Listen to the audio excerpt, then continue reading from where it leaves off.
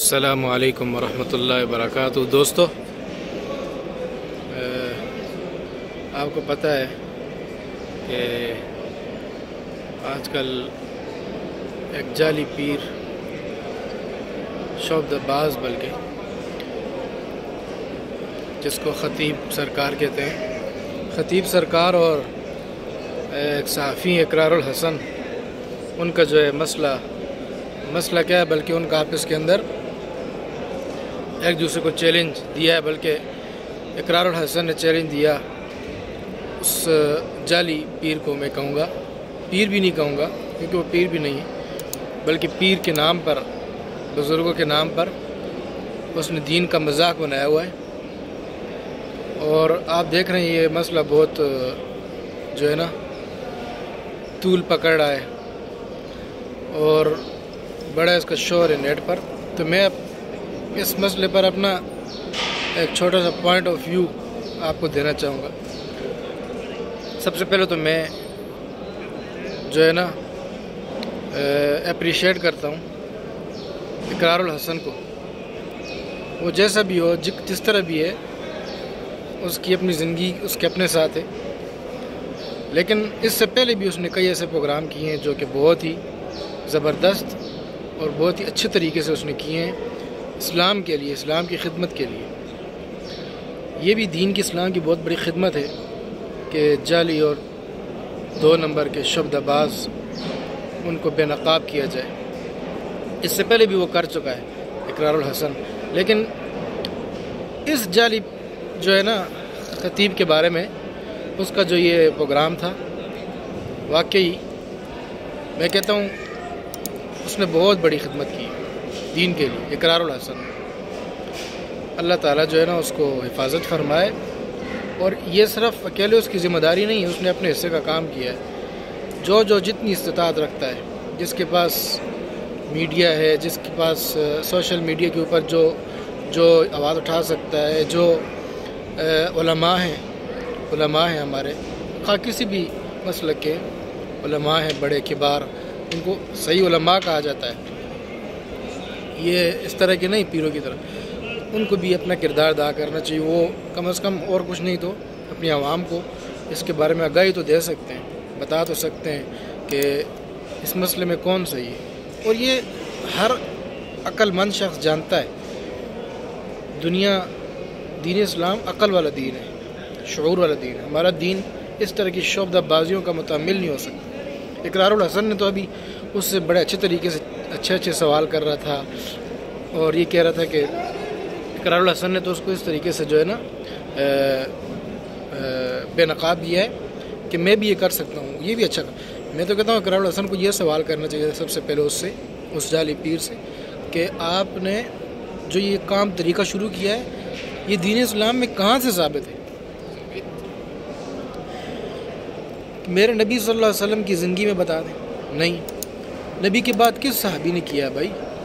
کون سے خلفاء راشدین میں سے کسی نے کیا ہو؟ اہل بیت میں سے، علیہم السلام میں سے کسی نے کیا ہو؟ پھر اس کے بعد محدثین آ جاتے ہیں، پھر ائمہ اکرام آ جاتے ہیں، پھر اس کے بعد بڑے بڑے اولیاء اللہ گزرے ہیں۔ ہمارے پاکستان میں بھی بڑے نیک بزرگ تھے، ان کا کوئی بتائیں کام؟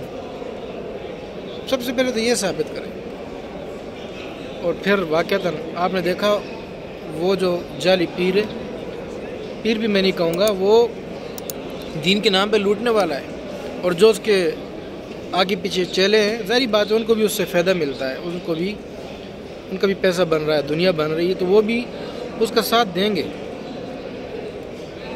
باوجود اس بات کے کہ یہ روز روشن کی طرح، سورج کی طرح واضح ہے کہ وہ جھوٹا ہے، لیکن چونکہ ان کی دنیا بند ہو رہی ہے، عوام تو غریب تو ہے ہی ہے، لیکن اکثر اس نے اپنے پلانٹڈ بندی بھی رکھے ہیں، اور وہ اس کے لیے کام کریں گے۔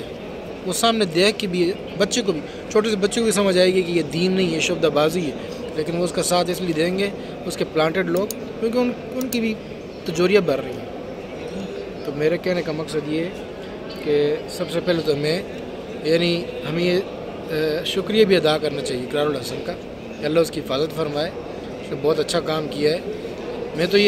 بلکہ میں نے اس کی ویڈیو کے نیچے کمنٹ کیا تھا کہ جو اس نے یہ کام کیا نا اقرار الحسن ہے، اللہ تعالیٰ اس کام کو یہ صدقہ جاریہ بنا دے، اللہ اور بھی اس نے کام کیے ہوتے۔ تو کیونکہ اس شعبدہ باز کو بے نقاب کرنا ضروری تھا. یہ پلانٹڈ لوگ یہ تو شروع سے ہی سب کو پتہ ہے شعبدہ باز ہے، لیکن کسی نے اس کے اوپر آواز نہیں اٹھائی.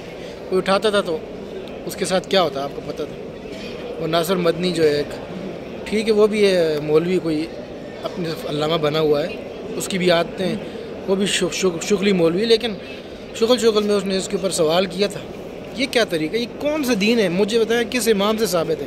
شف یہاں سے شف کرو اور پوری دنیا میں دم چلے، کس امام سے ثابت ہے؟ یہ شعبدہ بازی نہیں ہے. یہ ہر دین کے اندر ہے. آپ کو بات بتا دو، ہر دین میں رونگ نمبر موجود ہوتا ہے.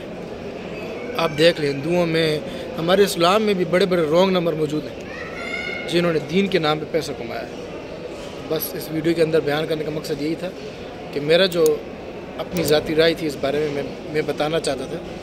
اللہ تعالیٰ ہم سب کو صحیح معنوں میں دین کو سمجھنے کی اور عمل کرنے کی توفیق دے، اور ہمیں اس مسئلے کو، اس ویڈیو کو شیئر کریں اور ہر شخص اپنا حصہ ڈالیں. اور کچھ نہیں تو کم از کم اس شعبدہ باز کو غلط ہی سمجھے یار. ایک آخری حدیث بیان کرتا ہوں. رسول اللہ صلی اللہ علیہ وسلم نے فرمایا من رأى منکم منکرا فلیغیرہ بیدہ فإن لم یستطع فبلسانہ وإن لم یستطع فبقلبہ او کما قال علیہ السلام. فرمایا جو تم میں سے کوئی برائی دیکھے اس کو اپنے ہاتھ سے روکے، اگر استطاعت ہے، طاقت ہے. تو ہاتھ سے روکنے کی طاقت نہیں ہے تو زبان سے روکے، زبان سے بھی طاقت نہیں ہے تو دل میں تو برا جانے. وذالک اضعف الایمان، یہ سب سے کمزور ایمان ہے کہ آپ برائی کو دیکھ کر دل میں برا سمجھیں. اس کے بعد اگر دل میں بھی آپ کسی برائی کو برا نہیں سمجھیں گے نا، حدیث میں آتا ہے پھر اس کے بعد ایمان کا رائی کے برابر بھی حصہ باقی نہیں رہتا. اس کے بعد پھر ایمان نہیں ہے. تو لہذا ہر شخص اپنی استطاعت کے مطابق آواز اٹھائے. سوشل میڈیا پہ اس کو بے نقاب تو وہ ہو چکا ہے، لیکن آپ اپنی رائے ضرور دیں اچھے انداز سے. دین، ہمارا دین اس طرح کے شعبدہ بازوں کا متحمل نہیں ہے. بہت سارے لوگوں نے یہ کام کیا ہے، ہمارے ملک میں ابھی بھی ہو رہا ہے. دین کے نام پر، اولیاء اللہ کے نام پر کیا ہو رہا ہے؟ دنیا بٹوری جا رہی ہے، شعبدہ بازی. یہ کس قرآن میں آتا ہے؟ وہ قرآن تو وہ پڑھتا نہیں ہے، کبھی قرآن پڑھتے ہوئے نہیں دیکھا، کبھی اس کے منہ سے آپ حدیث نہیں سنیں گے. یہ اللہ کے ولی ہیں، نعوذ باللہ. اس کا والد جو تھا باپ مجھے نہیں پتا، لیکن ظاہری بات ہے اس کا والد نیک تھا، ولی اللہ تھا، کوئی پیر تھا جو، لیکن اس کا والد اچھا ہے. وہ تو نیک بزرگ گیا ہوگا، لیکن اس کے نام پہ اس کا بیٹا استانہ اور اڈا چلا رہا ہے. اللہ ہم سب کو ہدایت دے. وہ لوگ جو حق کے خلاف آواز اٹھاتے ہیں، حق کے لیے آواز اٹھاتے ہیں، باطل کے خلاف آواز اٹھاتے ہیں، کم از کم ان کا ساتھ ضرور دیں.